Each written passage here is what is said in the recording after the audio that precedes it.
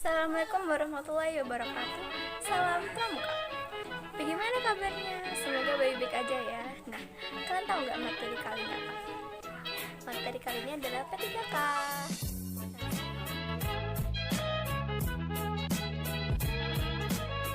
P3K adalah singkatan dari pertolongan pertama pada kecelakaan.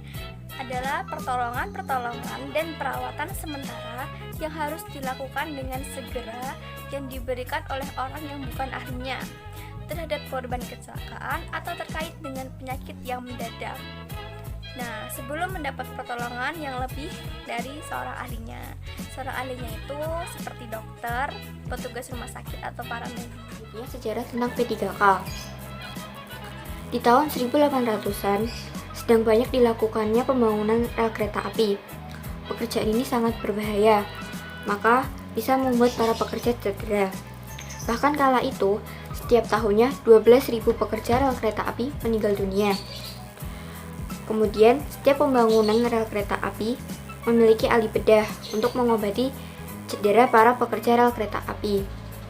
Kadang-kadang, pekerja rel kereta api ini mengalami cedera di entah berantah yang sangat jauh dari pertolongan kesehatan. Sehingga, seseorang yang terluka tidak mampu melewati masa kritisnya lalu meninggal dunia. Suatu hari, Robert Wood Johnson, pemilik usaha kesehatan Johnson & Johnson, sedang berada di kereta menuju Colorado. Di kereta, ia berbincang dengan seorang penumpang. Penumpang ini adalah termasuk ahli bedah untuk sebuah proyek pembangunan rel kereta api. Ahli bedah ini pun menceritakan keadaan para pekerja yang sering mengalami cedera, namun kadang jauh dari lokasi pertolongan. Ditambah lagi, ada pekerjaan yang mengalami luka berat dan harus dilarikan ke rumah sakit. Namun sayangnya, rumah sakit juga letaknya jauh dari lokasi pembangunan. Mendengar cerita ini, Robert Wood Johnson jadi memikirkan untuk membuat sesuatu. Robert Wood Johnson pun mengemas produk-produk bedah Johnson & Johnson dalam sebuah kotak. Ia berpikir kalau kotak berisi perlengkapan pertolongan pada kecelakaan ini bisa dibawa oleh para pekerja rel kereta api. Robert Wood Johnson kemudian mengirimkan surat kepada ahli bedah proyek rel kereta api yang menanyakan sekitarnya apa saja peralatan yang diperlukan dalam sebuah kotak pertolongan pada kecelakaan. Setelah Robert Wood Johnson menceritakan kebutuhan ini kepada Sains Johnson & Johnson, Fred Kilmer pun mempelajari dan meneliti kebutuhan para pekerja rel kereta. Akhirnya, kotak P3K pertama lahir di tahun 1888. Kotak P3K pertama ini dikemas dalam kotak kayu atau kotak logam agar awet. Di dalamnya ada beberapa alat pembedah seperti kasa, plester, perekat, pembalut luka, perban, dan jahitan. Fred Kilmer terus mempelajari kebutuhan peralatan pertolongan pertama ini. Ia pun membuat penjelasan cara penggunaan bahkan pelatihan pertolongan pertama pada kecelakaan. Di tahun 1901, Johnson & Johnson pun mengeluarkan buku saku pertolongan pertama pada kecelakaan.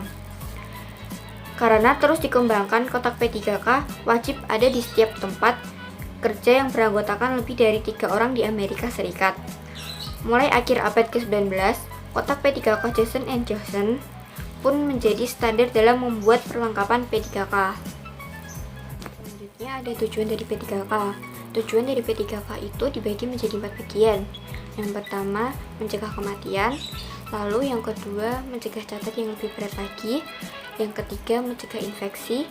Lalu yang keempat, mengurangi rasa sakit dan rasa takut. Tindakan P3K yang dilakukan dengan benar akan mengurangi cacat atau penderita dan bahkan bisa menyelamatkan korban. Namun, lain baiknya, jika tindakan P3K tidak dilakukan dengan baik, malah bisa dapat memperburuk keadaan atau mungkin bisa membunuh korban. Simak baik-baik ya, ini adalah beberapa soal yang akan kami berikan. Soal pertama, apa yang akan terjadi pada korban jika tindakan P3K tidak ditangani dengan baik? Soal kedua, kapan kotak P3K pertama ada dan apa saja isinya? Soal ketiga, apa tujuan awal dibuatnya first aid? Yang keempat, sebelum adanya P3K, jika terjadi kecelakaan dan jauh dari pertolongan, maka apa yang terjadi? Soal kelima, P3K awalnya berasal dari dan mengapa dibuatnya kotak P3K? Sekian dari kami, semoga yang kami sampaikan bisa bermanfaat dan jangan lupa dijawab soalnya. Terima kasih. Wassalamualaikum warahmatullahi wabarakatuh.